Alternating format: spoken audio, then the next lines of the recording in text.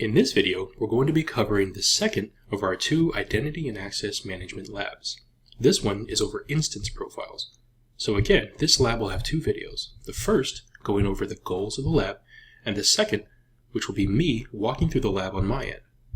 Now, as always, I highly encourage you to give this lab a shot on your end. But if you get stuck, or if you just want to see how I do it, then feel free to watch the explainer video.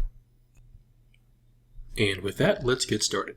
So the first goal of this lab is to create an instance profile in the IAM role dashboard that gives the EC2 service administrator privileges.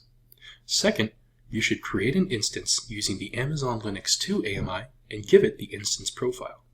Third, you should attempt to run AWS EC2 describe instances from within the instance. And just so you know, this command is an AWS CLI command that should list all the instances in the region that your instance is configured in. And then finally, if it lists the instances in that region, then you're good to go.